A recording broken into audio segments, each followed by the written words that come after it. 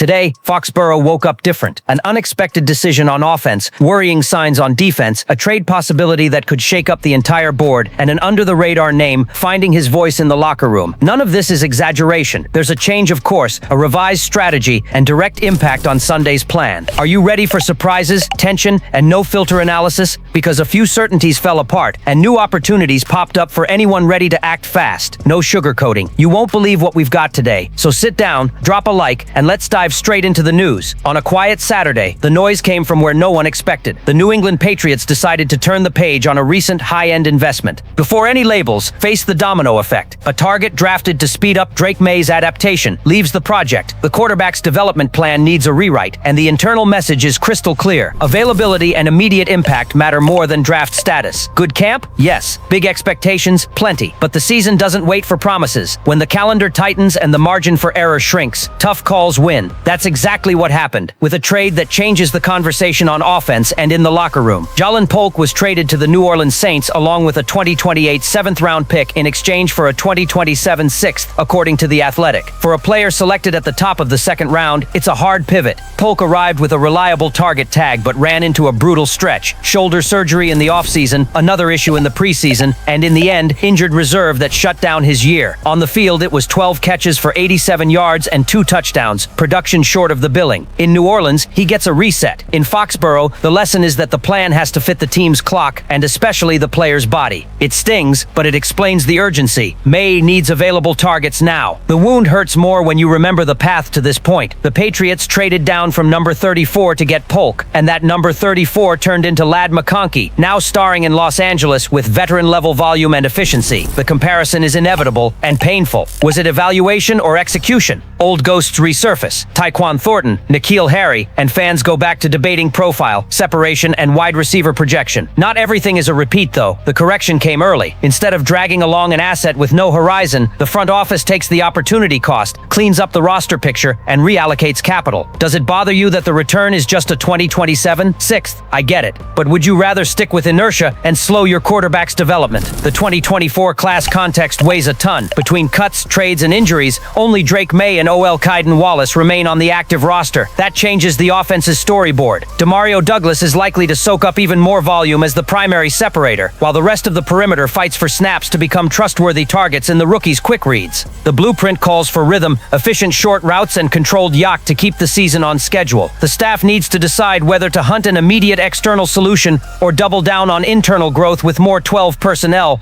play action, and simplified progressions. Can you compete like that? You can, as long as execution is clean and the plan respects number 10's learning curve. And what does the value chart say? A 2027 sixth is a modest return, but it buys liquidity and clarity. It signals that the project is Drake May, and the pieces around him need to deliver right now. For the fan base, the dilemma is clear. Lament the opportunity cost or applaud the objectivity. For the locker room, the metric is simple: availability, execution, impact. It's a decision that hurts today to try to win tomorrow. If it works, it becomes a culture case study. If it doesn't, it's ammo for criticism. The clock is running, the opponent is scouting, and the season waits for no one. And that wasn't even the most surprising part of the day. Picture the Patriots' defense landing in Miami without two guys who just last week were pillars in the rotation. Preparing for an explosive offense like the Dolphins was already tough. Now with Christian Gonzalez and Keon White out, the weight increases. Gonzalez has been dealing with this hamstring issue since July and can't find rhythm. He's the one with the speed to match Tyreek Hill and Jalen Waddle, and without him, the secondary has to improvise. Carlton Davis and Alex Austin take the boundaries, but responsibility spikes for Marcus Jones and Charles Woods in the slot. One bad angle, one beat late, and the score can blow open. And it's not just the secondary. Keon White was projected to be that versatile engine, a guy who moves around and generates pressure from multiple spots. Against the Raiders in Week 1, he already had limited snaps, but his absence now opens space for Anthony Jennings and Milton Williams to adjust packages. This is the kind of tweak that shows whether the staff is ready to react or will get exposed. Fans who track the details know Miami's O-line is short-handed. Austin Jackson is out, and that opens a crack. The question is whether Barmore and Williams exploit it, or White's absence ends up hurting run fits against Mostert and the pressure on Tua. The balance is thin, and the defensive line has to be the anchor. We can't ignore Martin Mepp, officially questionable, but his full absence would change the unit's dynamism. He's that hybrid linebacker who can cover space and add speed against mobile backfields. Against Mike McDaniel's fast offense, not having Mapu is like playing without an antidote. Yes, he didn't take defensive snaps in week 1, but he was essential on special teams. Now imagine the rotation without Gonzalez, without White, maybe without Mapu. It's the kind of hole elite opponents exploit without mercy. Rabble needs creativity, maybe even dialing up unexpected blitzes to force mistakes. But every blitz opens windows for quick throws, and Tua loves that game. There's also the offensive concern. Morgan Moses, questionable, is a pillar up front. He played every snap in the opener, but if the foot issue sidelines him, Drake May's protection falls to a rookie, Marcus Bryant. Can you picture a 7th-rounder making his first start against Bradley Chubb and Jalen Phillips? That demands ice-cold composure. Sure, there's Vidarian Lowe as an experienced reserve, but it's not the same. For an offense that just lost Polk and needs to accelerate chemistry, protection is a survival issue. On the other side, Miami is banged up too. Darren Waller out, Storm Duck out, Benito Jones out. That doesn't shrink the challenge, but it gives a path. Austin Jackson's absence could be the key to keeping New England alive. It's time for Barmore to take center stage, for Landry to lead, and for Chiasson to show he deserves every snap. Because without Gonzalez and White, the defensive margin for error is minimal. The fans feel that pressure. This is one of those games that can become a tipping point, either to show resilience or to expose more flaws. And if you think that's already a lot of tension, just wait for what's next. When a rumor comes from a place like Bleacher Report, fans pay attention. Austin Hooper, a 9-year veteran, 2-time Pro Bowler, has already played for 5 franchises and could be on the move again. The proposal: New England sends the tight end to the San Francisco 49ers and gets 27-year-old defensive lineman Yetur Gross-Matos in a contract year in return. Sounds unlikely? Maybe. But let's break down why this hypothetical shakes the board in Foxboro. Hooper is the picture of consistency. He's not Kittle, but he reliably gives you 25-plus receptions a year, shows up in almost every game, and brings red zone security. In the opener, it was just 1 catch, but in 2024, he posted 45 grabs, 47 to 6 yards, 3 touchdowns. The snag, with Hunter Henry locked in as TE1 and the system asking for more flexibility on offense, Hooper ends up boxed in with no real runway to grow. And on a roster that has to speed up Drake May's rebuild, keeping pricier veterans with limited upside can be a luxury that opens the door to scenarios like this, where a trade solves mutual needs.